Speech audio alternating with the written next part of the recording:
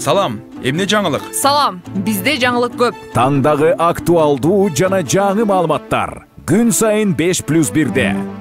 Саясат. Ком. Экономика. Дүйнө жаңылыктары. Маданият. Күн сайын Марал ТВ жана радиосунда 8:00-дө 60 мүнөт түз эфирде. Кутман менен урматтуу телекөрүүчү, сиз 5+1 программасын көрүп баштадыңыз. Анын бүгүнкү чыгарылышын мен Түмөнбай Абдинабиулы алып барам.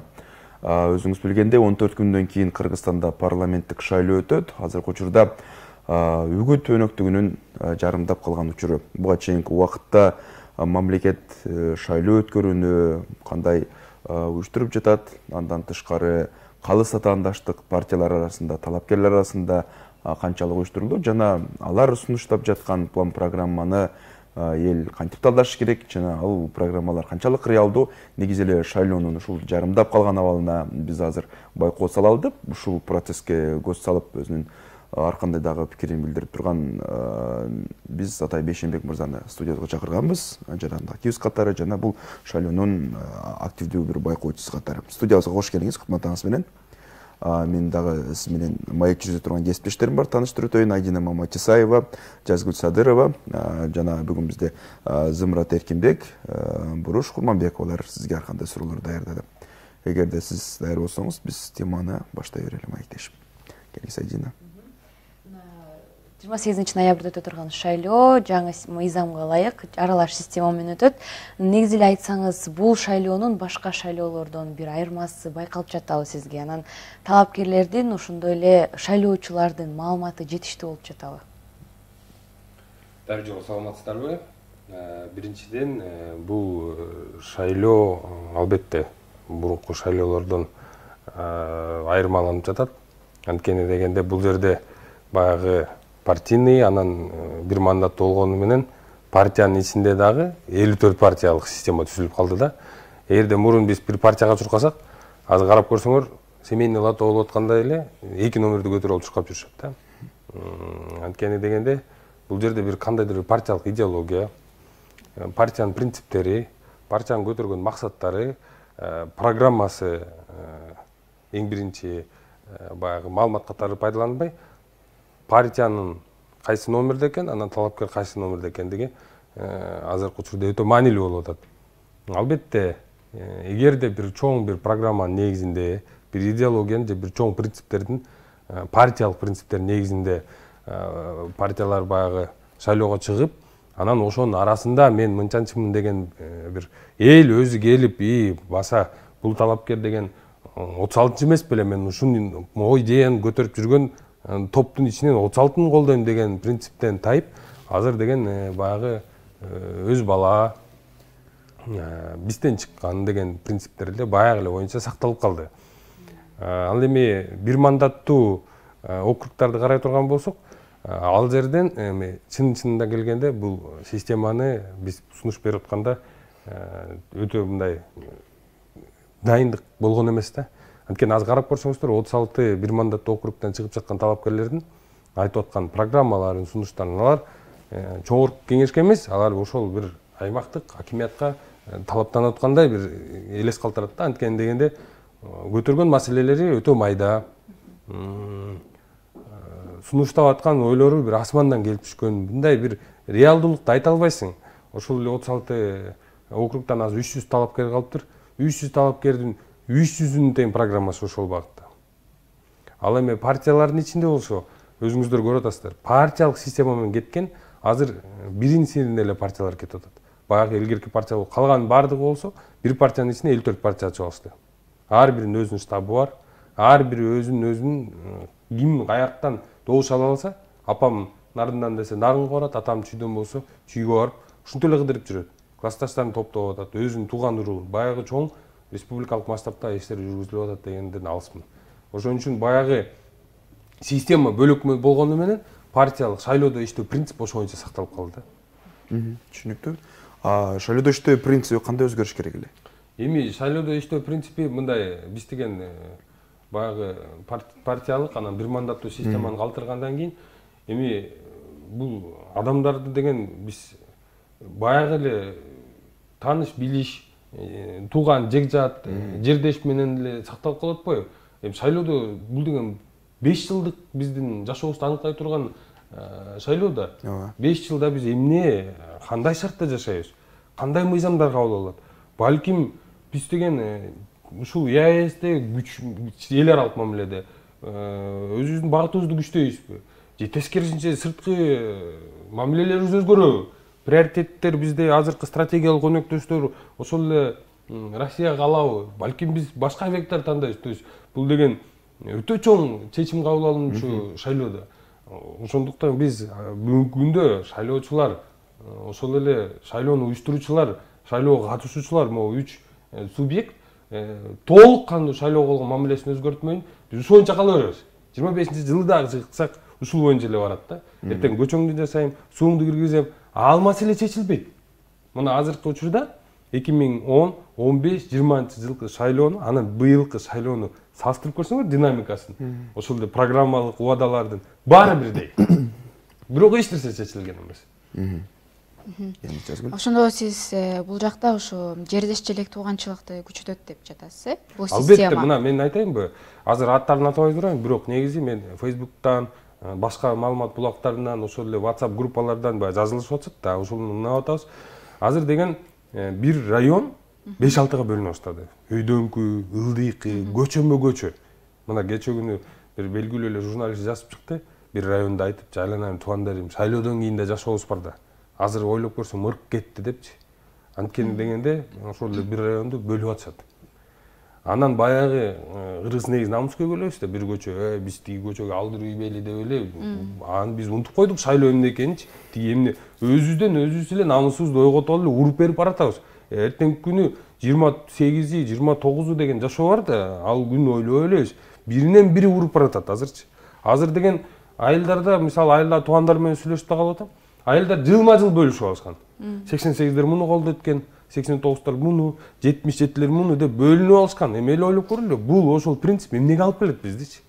Анткени биз көрдүк да буга чейин дагы шайлоолордо бөлүнүп жаруу, кандайдыр бир мындай фанатизм деп коебуз, бир какой-то бир кыска убакыттуу, бунун баары жакшылыкка алып келбейт. Азыр мына бул талапкер моуну сунуш кылып атат деп сүрөп жүргөн бир азаматты көрсөтсөңүздөр, жок, бардыгы эле. Бардыгы ошол баягы түшүнүксүз бир мындай идеяны карманып алганда, биз утушубуз керек, биздики, биздин бала деген, биздин команда деген бир атаандаштыктын өзү негизи форматы туура эмес багытта да. Ошон үчүн бөлүнүп жаруу бул 100% болот. Мына бир аймакта эгерде мисалы үчүн кээ бир райондор, мына бизде 40 район бар да, жалпы мындай Бишкек шаарыныкын албаганда 36 эме бар. Шайлоо округу бар, бир мандаттуу. Кээ бир райондор шайлоо округуна кирбей калды. Ошон үчүн баягы ал жерлерде дагы бөлөкчө бир саясий бир эме жүрүп атат да. Ой, тигин район болбой калды, ой, биздин райондун атынан аталгандайын, биздин райондон болуш керек деген сөздөр чыгып атат. Маселен, бул кандай принципте белгиленди 36 округ? Бул дагы өтө чоң суроону жаратат да. Келиңиз. Өгөт иштеринин алкагында партиялар көбүн эсе элдин көңүлүн бурдура турган сөздөрдү, лозунгдарды айтып атат, а бирок конкреттүү бир өзлөрүнүн программасы менен тааныштырбай жатат да.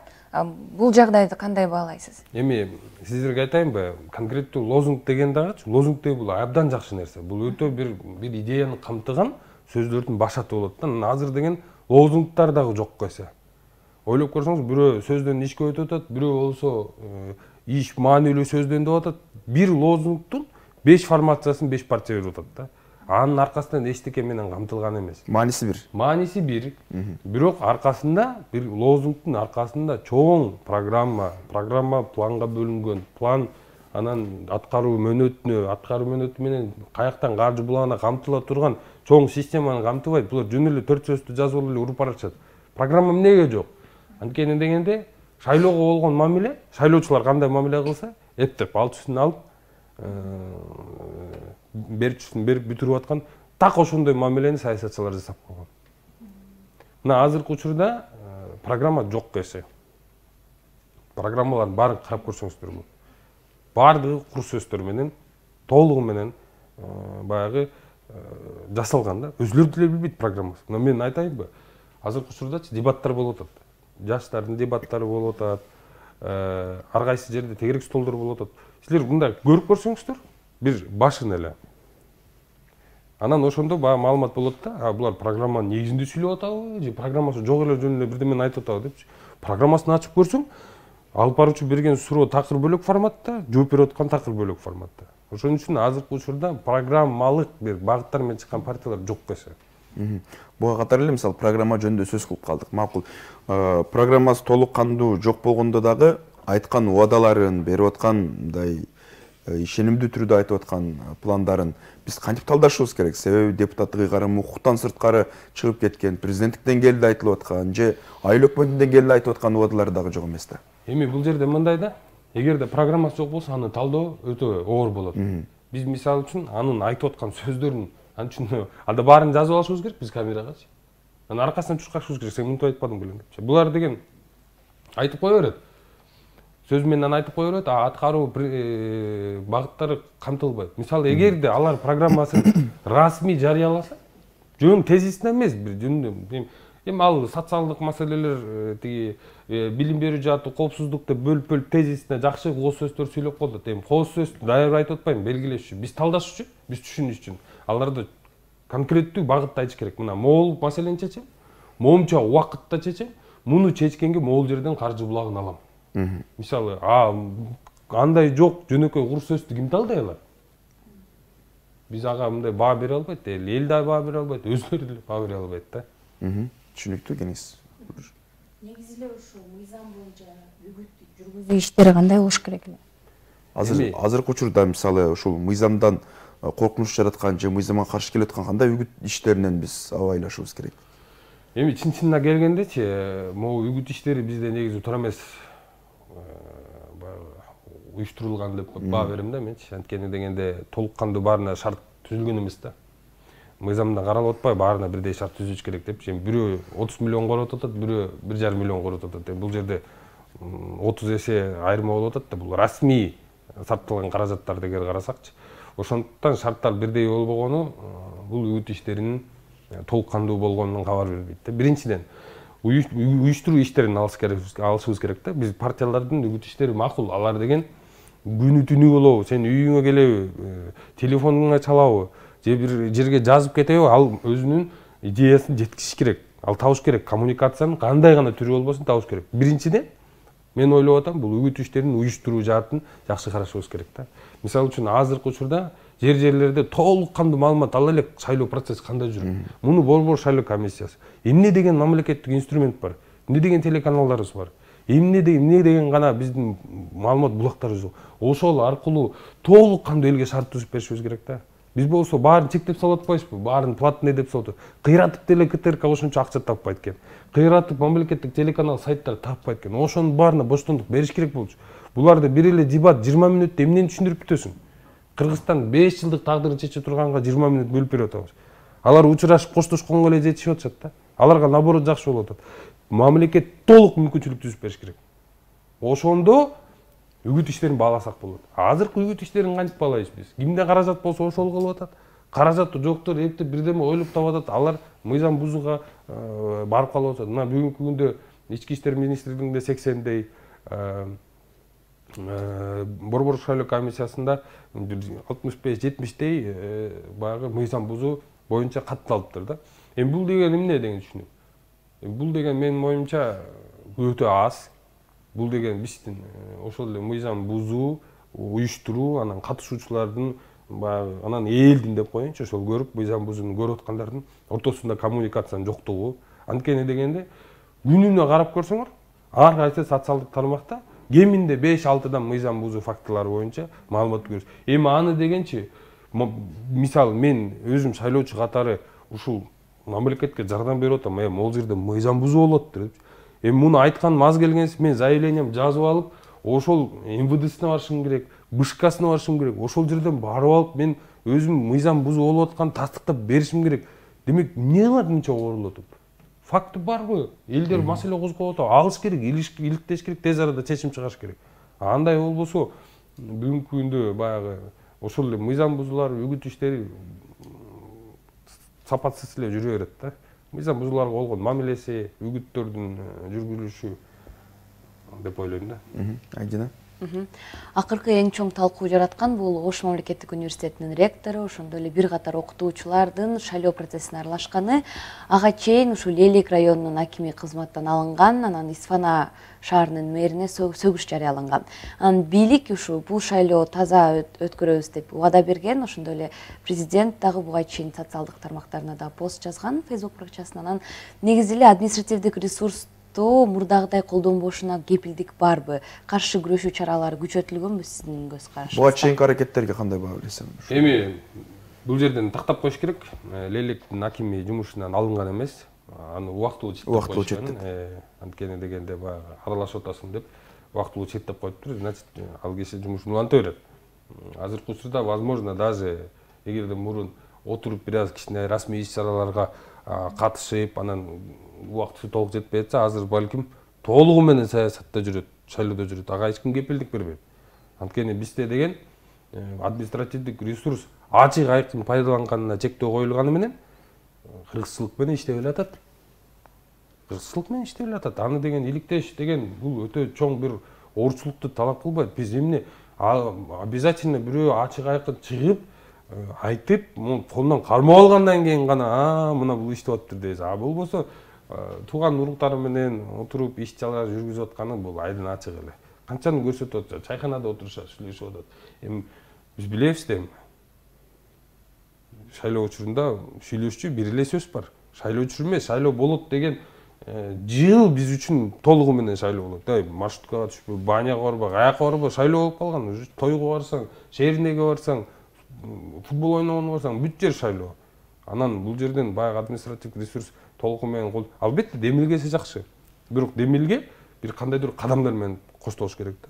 Эми Ош мамлекеттик университеттин, Ош жана гуманитардык университеттин ректору боюнча бул жерде чынында алды эле маселени мен аягына чейин түшүнө элекмин. Анткени дегенде биринчиден жумуштан алынды деген маалымат берди, андан кийин кызматтык иликтөө жүргүзүлүп атат деди, андан кийин ошентип эле түшүнбөй эле коомчулукта мисалы үчүн кесе айткандай жок кетти бул киши дегендей бир жааттык маалымат жок да. Азыр балким иликтөө жүрүп атат.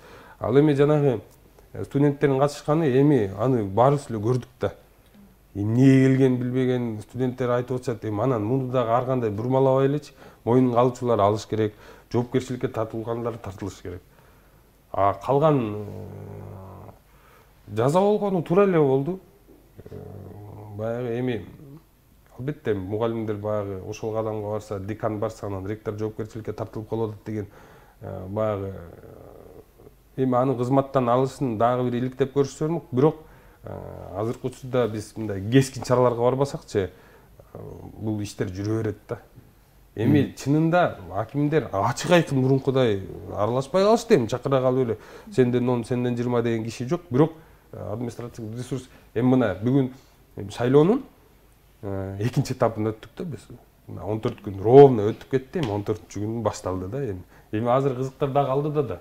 Шайлоону баягы аппетит во время еды дегенде анан час X'те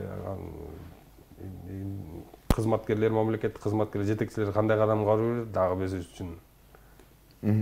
Эми таза шайлоо өткөрүндө баары бир президент айтып келген. Бирок маселенин алардын аракетинде анан Жапаров сиз айтканда акыркы 14 күндө дагы бул нерсени толук кандуу ишке ашыруу үчүн дагы кандай аракеттер же кандай чаралар же кандай бир катаал кадамдарга барыш керек? Эми чынын айткандачы бул жерден баягы жалгыз айтып коюштанчы маселе чечилип калса жыргабайт белең анда айтып отура бермекпиз да. Бул жерден биринчиден ошол эле Садыр Нуркожоевичтин айланасында жүргөн команданы чаба алдык. Биринчиден шайлоолорун биз деген 28 октябрда билген жокпуз. Үгүт иштери башталган. Буга алдын ала канча убакыт болду дайынданышкачы. Мына президент менимче 3 же 4-чү жолу маалымат берип атат да. Кайрылып атат. Демек бул коңгуроо какканы, демек маалыматтар болуп атат да.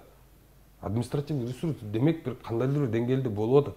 Президент өзү мамлекет башчы катары 4-чү жолу коңгуроо, 4-5-чү жолу коңгуроо кагып атат. Ой, катышпагыла, административдик ресурс баарыңар сатып алганың дагы жоопко тартыласың, сатылганың дагы жоопко тартыласың. Демек коңгуроо болгондо маалымат бар. Ошон үчүн бул жерден айтып коюш менен чектелиш менимче бул маселени чечпейт. Бул жерде ишке ашыруучу средний звено, андан кийинки звено булардын бүгүнкү күндө алы жетпей жатат да. Бул жерде бир гана президенттин жакшы ой пикири, мисалы азыр кайсыл гана саясий субъекттин алып катышып аткан. Бардыгы айтып атат, президент молодец. Ушул шайлоону таза өткөрөйүн деген демилгеси болуп атат деп. Бирок бардык жалпы эл, активисттер, ким гана болбосун баары биригип таза шайлоого салымын кошпосо, таза шайлоо болбойт. Азыркы учурда мына биз ачык эле айталычы, канча мыйзам бузулуп болгондо ушул ички иштер министрлиги жыйынтык чыгара албай, аягында бышка чечим чыгарып берет. Эми айланайын канча факты болуп атат, мына Кыдыршаевич барып үй тапшырса, Абжай Кыдыршаевич. Жок, муну бирөө тапшырып, эми аны эмне кыласың, анча бурмалапчы. Айтып койду, мына бышка алды, письменный предупреждение берди. Мындан эчтеке кем калган жок да. Ошол эле Facebook'tan окуп атабыз. Чүйдүн губернатору боюнча иш болуп атат. Аким менен экөө эми ушундайларды оперативдүү айланайын жөнөкөй социалдык тармактын пайдын колдонуучулары оперативдик иликтөөлөрдү жүргүзүп коюп атат. Килейген инструменти бар, структуралар ошону эми созуп атышат да. Демек бул деген саботаж деп да кабыл алсак болот. Президенттин сөзүнө болгон саботаж. Президенттин демилгесин жалпы коом колдоп таза шайлоого багыт алып атса, анын кайякта бир акимияттар, кайякта бир райондук жетекчилер отуруп алып, анын баардыгын бюрократия түзүп, анан саботаж түзүп атышат да. Ошон үчүн айтып коюш бул деген маселени чечпейт. Баардыгы ар бир Кыргызстанда, ар бир шайлоочу өзүнүн салымын кошуш керек да. Түшүнүктүү. Мен Айдина кесиптешимдин суроосун улай эле мындай суроо бергим келип турат да. Жаран ушу негизи эле студент болобу же мамлекеттик кызматкер болобу шайлоо учурунда саясий куралга айланбаш үчүн эмнелерди билиш керек? Айтайын деген мен буга чейин деле көп шайлоо болду, бирок коом дагы деле шайлоонун эрежелерин билбегендей же болбосо билип деле ушу мыйзам бузуулар дагы деле болуп келет да. Эми биринчиден мыйзам бузуулар бул деген бир гана шайлоочунун тараптан эмес, же партия тараптан эмес, же уюштуруучулар тараптан баары мындай комбинированно болуп атат да. Уюштуруучулар мүмкүнчүлүк түзүп берип коюп атышат. Саясий партиялар лазейкаларды таап ошол мүмкүнчүлүктү пайдаланып атат. Элдин караңгылыгынан пайдаланып атат. Мисалы азыр шайлоочулардан сурайлычы, силер кандай критерий коесуңар? Депутат деген ким? Депутат деген бул гуманитар жардам көрсөткөн бир бай манап эмес. Депутат деген айылда суу чыгарып койгон адам эмес. Депутат деген ким деген критерийге бүгүн шайлоочулар жооп бере албай атат да. Анан эгерде биз өзүбүз ооба бай адам болуш керек, ооба элге жардам берген адам болуш керек, ооба биздин бала болуш керек деген критерийди койсок, точно ошолор келип атышат бизгечи. Ошон үчүн мыйзам бузулбаш үчүн шайлоочулардын тандоо укугун элге жеткизиш керек. Айланайындар, силер азыр деген момдай критерий менен алып алсаңар, эртең силер момдай жашоо күтөт. Кантип жеткириш керек? Буну деген мамлекет дегенчи бул өтө чоң эмеси бар да. Мүмкүнчүлүгү өтө чоң. Мамлекет деген маалымат саясатын жүргүзсөчү, бул деген баягы эме эмес. Сөзсүз эле баягы 3 эксперт отургузуп алып, талкуу кылып алыштан эмес. Муну деген азыр канча коммуникациялык мүмкүнчүлүктөр бар. Канча деген азыр вайнерлер бар. Эми маселени жеткизиштечи бизде баягы эмеде отуруп алып 5 эксперт отургузушат, анан о мыйзамды эле баягы элге түшүнүксүз форматта эле талкуу кылып берсе эч ким түшүнбөйт. Эми ошол эле азыркы бизде канча деген вайнерлер бар мисалы үчүн, канчалаган жупуну тил менен жеткизе турган, элдин тили менен жеткизе турган инструменттердин баарын пайдаланыш керек да. Эми таза шайлоо десе толтура эле кишилер колдойт. Элге биринчи жеткиш керек, шайлоо деген эмне? Кандай критерий менен сен депутат тандашың керек? Азыр мындай карап көрсөңөр, маалыматтык булактарды, ошол эле расмий үгүт материалдарындагы макалаларын карап көрсөңөр. Эми биз азыр көрүп атпайбыз, кастингке чейин жетип атпайбызбы? Уже баягы калганын айтып эле коюш керек. Демек, ошол багытта барып атканда, значит, биз ошондой шайлайт экенбиз да, көрсөңчү, бизге ошол маалымат жагат экен да. Чынына карап көргүлө. Программасын жазган, маалыматты канча киши окуган, анан тиги канча миллион ырчыгы берген, досу ким экен, кызын күйөөгө öğretкен дегенди салыштырып көрсөңүз статистикасын, тиякта 100.000 просмотр болуп атат. Анын ким кызын күйөөгө öğretкен деген 100.000 киши окуп атат. Бирөө болсо, ой мен могу багытты өзгөрттүм десе 1,5-2 киши окуп атат. Демек, элдин тандоосу ошол болуп атат да. Биз деген ошол эле ушакка жакын болуп атабыз. Ошол эле бирдеме бирөө менен урушуп кеткенге жакын болуп эле анан алганыбыз аягында 5 жыл анан жогорку кеңешти көрүп алып отурабыз да күлүпчү. Анан мындай эл, өзүңүз да жакшы сөз баштап калдыңыз, депутат деген ким экендигин, мындай статусун билгени менен ыйгарым укугунун функционалдык милдеттерин көп билбегендей. Буга себеп катары өзүңүз айткандай программасы жок эле же айдалып берем дегенге салыштырмалуу айтып атам. Ошол сыяктуу убадаларына ишенип атканда караганда элге депутаттын ыйгарым укуктары дагы түшүнүксүз экен да. Эми элге дейинден мурун кел талапкерлерди тандайбыз. Талапкерлер өздөрү ыйгарым укуктарын билбей атышат да. Эми алар деле элдин бир бөлүгү да. Эми ал деген элден сугуруп чыккан бөлүк да. Ал деген элди өзү менен ээрчитем деп атат да ошо. Туугандар, момундай жашап атасыңарбы? Мына мени шайласаңар, момундай жашайсыңар деген киши өзү билбей атпай бүгүн ыйгарым укугу эмне экен. Мына Бишкек шаарына чыккан талапкерлерди талдап атам да, көрүп атам. Ой, мен деген бул райондун жолун жасайм. Айланайын. Анда эмне Бишкек шаардык кеңешке катышкан жоксуң? Катышпайсың, шаардык кеңешке катышып, шаардык кеңеш бюджетин көбөйт. Анан республикалык бюджеттен Бишкек шаардык бюджетке трансферди көбөйтөм дейт. Эми аны реалдуураак карашыбыз керек да биз. Аны программасын карап көргүлөчү. Окуп, мына азыркы учурда 21 партия. 301 мандаттуу талапкер бар экен. Мына баарына дагы кимиси көрүп калса да айтайын. Айланайын да. 21-26-жылкы программаны президент кабыл алып койду го. Указ жазып кол койду го. Мына биз деген эми 26-жылга чейин кандай багытта барарыбызды аныктап берип койду да. Жок дегенде ошону бир эринбей окуп чыгып, могул пунктусуна мен каршымын. Мына урматтуу шайлоочулар, мени шайласаңар, могул жерди өзгөртүп, момундай кылам десе, кичине ишенчең болот да. Ал жерде реалдуулук деле механизмдер бар. Ошон үчүн биринчи эмеде эл деген көпчүлүк да. Көпчүлүккө деген баарын оюн өзгөртүш бул туура эмес да. Көпчүлүктүн маалыматы жоктугунан пайдаланган саясатчылар мына ошолорду айыпташ керек да. Алар элдин маалыматы жок экенин билип алып, айга учуп барып келе калып атышат. Эмне гана кылышпай эле мисалы үчүнчү. Ошондуктан бул жерде баягы элге албетте маалыматты жеткизиш керек, но биринчиден ошол мен сиздердин татыктуу уул кызыңыз деген саясатчыларыбыз элге туура маалымат бериш керек. Жеткизиш керек, айтыш керек. Муну мен колуман келбейт, чече албайм депчи. Анткени бюджетти караш керек да. Азыр саясий партиялар программа жаза албаган себеби бирден бир себеби, мисалы Акылбек Жапаровду аттап өтүштү, убада бериштенчи. Азыр бир да партиянын колунан келбейт. Ал деген баардык партиялардан алдынан өтүп кетти да. Мына 280 деди эле мыйзам менен 308 миллиард кылып Киреше булакты. Андан кийин 400, 500, 600 миллиард кылып салды. Киреше булакты. 800 миллиард деп кайсы партия айта алат мисалы үчүнчү? Жок дегенде ошонун алкагында бир мындай иштерди аткарабыз деп дагы түшүндүрө албай атышпайбы? Түшүнүктүү экенсиз.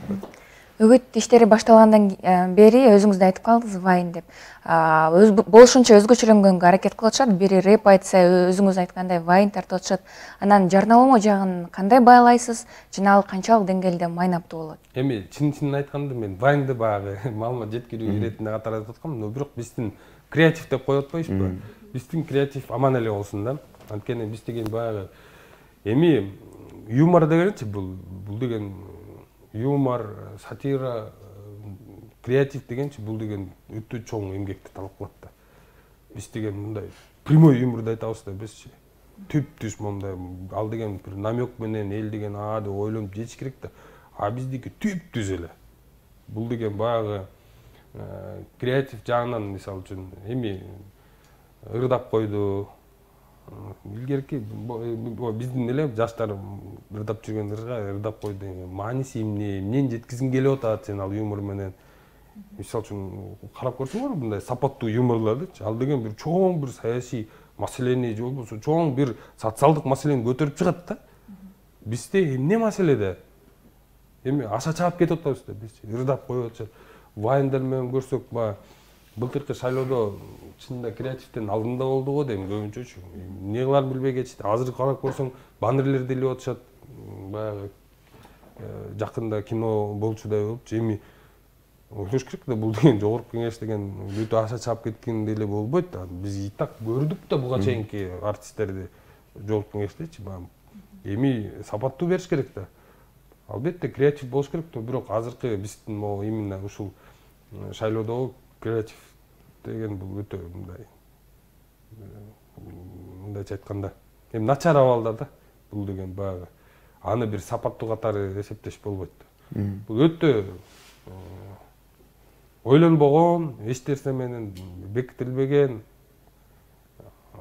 пиар немеси да. Өзгөчөлөнүш деген эмне деген жолдору бар.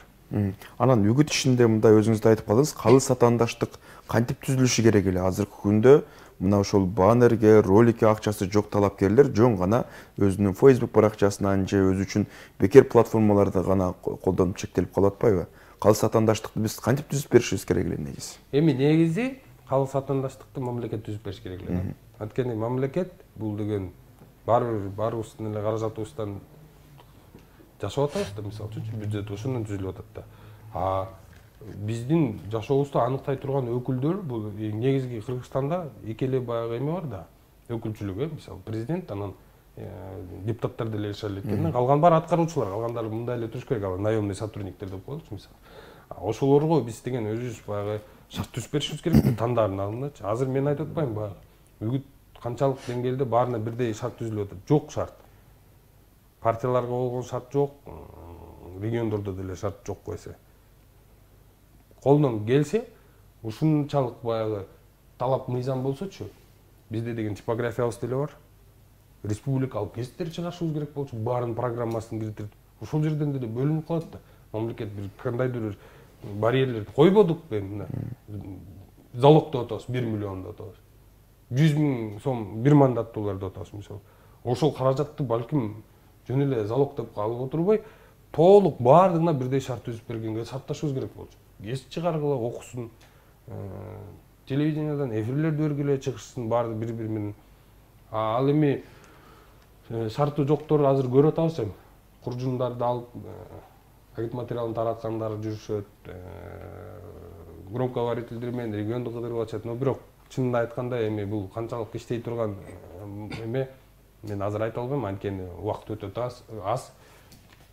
Ошол шайлоочулар менен бир-эки жолугуп коюп, анан шайлоочу молодец экен деп барып шайлай турганда мен азыр ушунча шайлоо процесстерине катышып жүргөн адам катары айтам да, ал баягы иштей турган механизм эмес. Түшүнүктүү, бериңиздер. Коомчулукта ушу жаңы шайлоо системасын дагы деле түшүнө элек адамдар бар да. Мисалы үчүн шайлоонун шарттары азыр негизи эле кандай түшүндүрүү иштери жүрүп жатат? Эми түшүндүрүү иштери бул деген баягы самачок деп коет го, өзү менен өзү койрулуп калды. Түшүндүрүү иштери. Азыр чын айтып атпайм, мен кээде көрүп тамашалап атам, семейный лотодо эле болуп атат. Бир номер, анан экинчи номерин айтып эле карап көрсөңүз афишаларын. Бакыйган сүрөтү турат, анан 2 номер турат. Эми мындайда түшүнбөйсүң, же сүрөтүнө добуш беришиң керекпи? Бир посыл жок да. Эмнеге добуш беришибиз керек деген. Бул номерлердин эле бир цифралардын оюну болуп аткандай да. Шайлоо эмес, бир цифралар. Эми бул жерден эсиңиздерде болсочу, мисалы шайлоодо иштеген адамдар түшүнөт да. Адамга чалып шайлап койдуңбу дегенче ким эле кайсы номери кайсы эле деп шайлоо учурундачы миллион жол сурайт да. Эми ойлоп көргүлө, бул жерден 2 цифраны жытташ керек. Ой, мен бул партияны жаман көрөм, бирок мамоо азамат деп ошонун номерин шайлап койсо бюллетень жараксыз болуп калат. 2 бюллетень берилет. Демек, маалымат жагын мындай баардыгына 1 2 3 4 5 деген кандай порядковый билсек, ошол сыяктуу биле тургандай жеткизишибиз керек эле да. Жеткен жок маалымат. Демек, эми жыйынтыгын көрө жатабыз. Эгерде могу акыркы кайталап шайлоо болбоду Бишкек шаардык, ошондо бир 3300дөй жараксыз бюллетень болуп берди. Мен атайын салыштырып көрөйүн деп атам. Эми могу шайлоодо менимче бир кеминде бир 4-5 эсе жараксыз бюллетендер чыгат болуш керек да. Анан мурдагы шайлоодо 2020 шайлоодо биримдик менен мекеним Кыргызстан бул бийликтин партиясы булар баары бир өтөт деп эки кыргызстандыктын бирөөсү айта турганчалык кабыл болгон. Азыркы күндө бир бийликчил деген партиялардан ошондой артыкчылыкты бир айтууга болобу? Дегим келгени алардын мындай кепилденгендей аракеттери байкалабы же сиз айткандай башка партиялар менен эле алардын дагы мүмкүнчүлүк бирдей эле теңелип калдыбы? Эми баарын бирдей мүмкүнчүлүк деп айтыш болбойт. Бул баягы эл арасында каталбайсың да. Ооба. Анткени дегенде биз баягы элди ишендириш үчүн ар кандай инструментти кабыл алып атып, ошонун арасында эле жолугушканда биз бата алып чыктык. Биз деген ошол өйдө жактын саясатын колдоп атабыз деген партиялар жок эмес, бар. Аларды мисалы үчүн азыркы учурда уже эл деле өзү деле андап билип калды. Мындай экен да, эң негизги бул фактор каяктан билинип калат экен. Эми бизде улуттук азчылыктар бар да. Ошол адамдар негизи көбүнчө ошол баягы катмар ким бийлик жакты караса ошол жакка барат да, анткени бизнеси барды жабылып калышы мүмкүн. Ошондуктан азыркы учурда ошол факторлор жакшы эле иштеп атат. 3 партияны атап атышат. Алардын каржы булактары дагы бүгүнкү күндө билинип калат. Эми каражаттын болсо азыркы учурда мындай кескин бирдеме эле абалды өзгөртпөсө, бирок жогорку кимгелер билинип деле калды. Эмне региондук масштабта болбосун, партиялык масштабта, бир мандатта болбосун, партиялык 70%га примерно кимгелер билинип калды да. Ошон үчүн баягы эгерде учурунда биримдик менен мекеним Кыргызстанга губернатордон баштап ар бир мамлекеттик кызматка чейин чурукка толук шарт түзүшүп, бири-бири менен салгылашып, мындай бир ачык оюн болсо, мунусунда жабык форматта жүрүп эле атат. Шу оппозициячыл партиялардын өтүп кетишине көзүңүз жетеби? Оппозициялар, партиялар өтүп кетишине жетет. Эми бирок баланс болобу? Эми салыштырмалуу позиция менен оппозицияны салыштырсак, бул өтө айырмасы эме болот. Балким парокто өтүшү мүмкүн, но мындай бир азчылык болот. Азчылык, басымдуу бөлүгү өтө албайт да. Тескөл. Ошо шайлоого катышып жаткан айрым талапкерлер арыз жазып кайра шайлоодон дагы баш тартып жатышат да. Бул эмнеден кабар берип жатат? Эми биринчиден бул акчанын жетишпегени. Бул ички саясий мындай процесс болот. Бул процесс биз гана быйыл эмес, мурдагы жылы ага чейин да болуп келген. Бул деген башында сүйлөшөсүң, мен 5-мин дейсиң, 10-мин дейсиң, анан ал сүйлөшүп болгондон кийин каражаттын мынчасын сен чыгарасың, мен мынчасын берем деген сүйлөшүүлөр болот. Анан ошол сүйлөшүүлөр баштапкы сүйлөшүүлөрдөн баягы тайып баштаганда анан партиядан кете башташат да. Ичинде интригалар болот дегендей. Ошон үчүн көп партияларда азыр ички маселелери баягы сыртка чыгарганга аракет кылып атышат, но бирок ошондон да баары бир чыгып кетип атышат да. Көрдүңөр да, кээ бир партиялардан чыгып кетип, бир мандаттууга барып атышты. Себеп эмнеде? Себеп ошо ичинде эле атайын чечимин кабыл алып барган адам баштапкы сүйлөшүүлөрдөн баягы отклонение болгондон кийин анан чыгып бир мандатты мен барып атат. Же болбосо бара калып мен мынчасын бере калам дегендер убагында айткан иштерин аткара албай, анан партия андан баягы алыстап атат дегенде чыгарып ийип атат. Эми эң негизги принциптер ушул эле.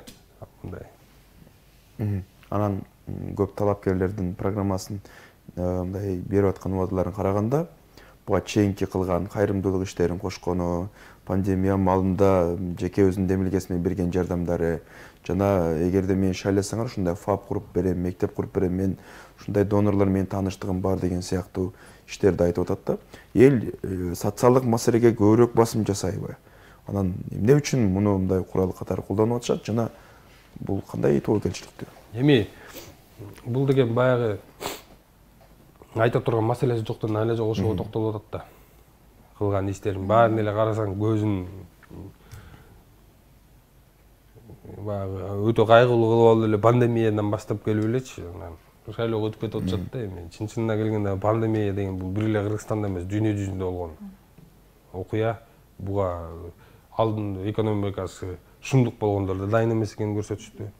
Элге кылган жардамыңды эми баягы Маны айтыштын билбейм эми, ким балким бирөө үчүн достижение чыгар, бирөө үчүн деме да. Бирок бул туура эмес багыт деп ойлойм мен. Анткени дегенде сен деген бирөө чуркап барып жардам бере калса деп суранган эмес, сен өзүң чын билген жардам бергенсиң. Анан аны бир кандайдыр бир мамлекеттик кызматка барат элем, моундай кылып койдум деген туура эмес да. Анан фаптарды, жолдорду суу чыгарып берем деген бул баягы эле түшүнүксүз убадалар. Эч нерсе менен тастыкталган эмес, эч нерсе менен бекитилген эмес. Эл деле бүгүнкү күндө социалдык маселеге добуш берет деп айтуудан алысмын. Фап куруп берет эле кой буга шайлайлы дегенден алысмын. Элге бүгүн эмне болот ошол важно. Бүгүн берчүсүн бүгүн береби, алчысын алып шайлаган. Сегодня и сейчас деген. А мындай ой 4 жылда мындай кылат экен деген бир азчылык. Жалпы Кыргызстан менен алганда бир 20%, 23%га чыгышы мүмкүн. Идея, партиялаш, ушул могу ишти аткарат экен, добушумду берем деген мындай бир принципке кармалган болбосо, көбүнө сен ушул күнүмдүк көрө кат. Бүгүн анткени биз көрдүк да, бул депутатты бүгүн алып калалы, муну бүгүн көрсөк көрдүк, көрбөсөк 5 жылдан кайра келет деген түшүнүк калыптанып калды. Ошон үчүн депутат канчалык элди пайдаланып калайын десе, эл дагы депутатты ошол учурда пайдаланып калайын деп, экөө бири-бирине эле бир ошол 28 эртең саат 8 кечки 8ге чейин бири-бирди пайдаланып калган учурда биз канчалык саясатчыга керек жок болсок, саясатчыга эл да ошондой эле керек жок да. Ишенбейби эл ошондой? Эмне үчүн бул мындай добуш сатып алуу тенденциясы жайылып кетти? Эми ишенгендей чын-чынында акыркы могу шайлоолордучу айткан сөз ошо менен эле кабыл атты, эч кандай жеке жашоосунда бир ийгиликти көрмөйүн, адамчы ишенбейт да. Анан айтып келип эч кандай ишке ашпай калгандыктан анан айла жок бирдеме кылып пайдаланып калайын деген эле багыт менен эле пайдаланып атат. А мындай ишеничке артып ушундай бул болгон убагында билесиңер, Куловго канча чыгышкан, Актыда Бекназаров мына ошол учурда саясатчылардын баары ишеничтерин жокко чыгарып койшкан да. Ошон үчүн бүгүнкү күндө андай жаштарга деле ишенич жок. Да, ролик тартып атканда айтып коет, молодец, азаматтар, ушу жаштар силер оңдошуңар керек деп. А мындай ишке келгенде анчалык ишенич жок. Кийинки суроо. Учурда социалдык тармактарда деги эле бардык мессенджерлерде баягы жеке маалыматтарды колдонуу менен, жеке күбөлүктөгү маалыматтарды колдонуу менен акча табуу аракети кеңири жайылып кетти. Анан кээ бир активисттер муну баягы шайлоо башталгандан баштап муну шайлоого байлап атышат да. Ушул жол аркылуу добуш сатып алып атышат деп айтып атышат. Буга сиздин оюңуз кандай? Эми бул жанагы мобилдик тиркеме боюнча маселе болот болуш керек. Эми бул мен ойлоп атам, бул деген жөн эле эме да, божомолдор да. Анткени эгерде мага сиздин же болбосо мага 500 кишинин бир кандайдыр бир персоналдык данныйлар керек болсо, мен такыр бөлүк жолдор менен аны алып алуу мүмкүнчүлүктөрү бар да, мисалы үчүнчү. Сүйлөшүп алып эле госрегистрге барып тинтипирин берип чыгарып кетмек. А момчалык массалык баягы акция жүргүзүп анан данный чогултуп ал деген эми менимче бул божомолдор. Буга катар эле мисалы коомдо белгилүү инсандар, анын ичинде биздин дагы айрым кесиптештер дагы бул саясий процесске аралашып, өзүнүн эми кызмат көрсөтүү менен акча таап аткан учурда пиар ишмердүүлүгүндө. Бул учурда бирок мисалы миллион катталуучусу бар адам, анын аудиториясы дайыма анын чыгарган ар бир билдирүүсүндө ишеним көрсөтүп келген. Бирок ал азыр мен шайлоо процессинде иштеп атам деп эскертпей эле дароо бир үгүт ишине катышып кетти. Бул дагы элди адаштыруу болуп калышы мүмкүнбү? Бул жердеги жоопкерчилик тууралуу деп айтсаңыз. Эми бул жердечи Кыргызстандачы биз жоопкерчиликтүү катмар өтө аз эмеспи. Мен чынында бир эле адамдан ушундай окудум да. Кайрылуусунчу. Биз журналисттикин эле окудум. Урматтуу менин катталуучуларым, жакында шайлоо башталат. Эми мен чынында жашоо экен, каражат алып иштейм, мени жаман көрбөгүздөр, бул менин маалымат жеткирүүм катары деп алдын ала түшүндүрүп, анан элдерге баягы эме кылды да, жеткизип алып анан ишин баштады. Анан башкаларды карап отурсак, чын-чынында мен көп киши менен мамилем да бузулду да могу шайлоодо. Анткени эми жазып койсоң, эми ал сүйлөгөн кишини жазбаш керек экен да. Анан эми кандайча эми ал кишини деген ал өзү өмүрүндө аны тааныбайт, менчеликчи мисалы үчүнчү. Ал бул шайлоо алдында эле таанышкан. Бирок ушунчалык сүрүп атат өмүр бою таанышуудачы. Эми ал мен түшүнүп атам да, ал 28-и 27-си үгүт иштери токтогондо ал өлкөнүн мамилеси 27-си токторунчу. Бирок сүрөй турган адамдар да өзүлөрү түшүнүш керек да, бул менин маалымат барак эме. Аудиториям, менин аудиториям пайдаланып атат. Силер өзүңөр көргүлө. Шайлайсыңар, шайлабайсыңар. Бирок мен ушу менен акча таап атам десе деле баягы элдер түшүнөт. Бирок биз баса калып сүрүп атпайбызбы анычы? Мактап айга күнгө тең биз өзүбүздө деле айып да. Ушу биз деген көрүп, билип туруп бир кымындай бир ал көп болсо бир 2 айга жетет чыгар каражатыңчы. Анан аны алып айга күнгө теңейбиз да эртең эле кайра тепкилеп баштайбыз. Мына азыр карап көрсөңөр, канчалык азыр деген Facebook'тун даже аналитикасын карап көрсөңөр, көрсөтөт, мисалы үчүнчү.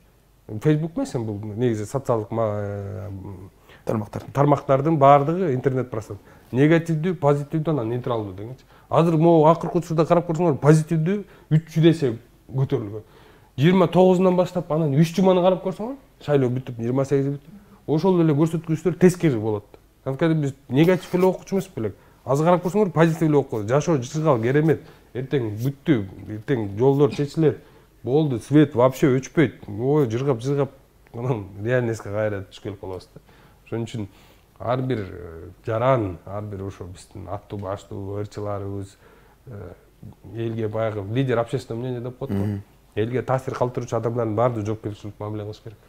Убактыбыз да чектелип атат. Эми мисалы алдыда дагы 14 күндүк тиреш бар, жарыш бар. Бул учурда эми мунун жыйынтыгы менен сиз кандай парламент келет деп болгола атасыз жана азыр ошол парламенттин образын өзгөртүү дагы эле элдин жоопкерчилигинде, элдин колунда турат да. Сиз ошол шайлоочуларга адашпоо үчүн кандай кеп кеңештер берет элеңиз? Эми чын-чынына келгенде, как корабль назовешь, так и поплывет дегенде биз өзү башын туура эмес баштап алдык. Эми туура эмес дегеним кандай? Талдаганыбыз, шайлаганыбыз, тарапкер болгонубуз өзү негизи ошол эле критерий койгонубуз туура эмес болуп алды. Анан эми мындан ары бирдеме өзгөчөлүнүп кетет деп айтыш бул чудо. Албетте эл аң сезимин өзү бир кандайдыр бир түрткү болбосо, азыркы учурда ошо кандай баштаса ошондой эле уланары тууралуу ачык айкын болуп калды. Эми шайлоочулар албетте биринчиден алар деген ушул жогорку кеңешке бара турган депутаттардын программасын талдап койчу эксперттер же бир атайын кесипкөй адистер эмес, алар жалпы түшүнө тургандар. Шайлоочулар ушул жок дегенде ак караны аңдап билиш керек да. Жок дегенде айтып атканын, анан аны ишке ашыра турган. Эмнеге шайлап атат, ошону эле өзүнө суроо бериш керек. Мен эмне үчүн шайлап атам деп. Мындан эмне керек мага депчи. Эми ал чуркап келип атат го, сенин добушуң керек экен агачы. Сен сага андан эмне керек? Эгерде ошол суроосуна жооп таба алса, анда добуш бериш керек.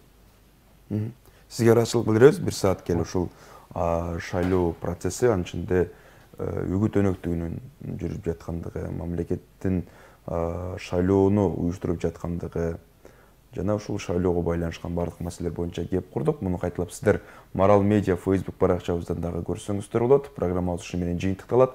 Күнүңүздөр көңүлдүү болсун.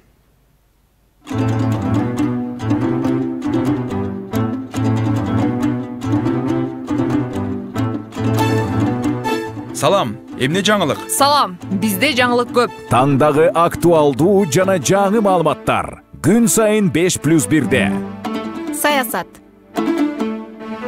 Ком, экономика, Дүйнө жаңылыктары.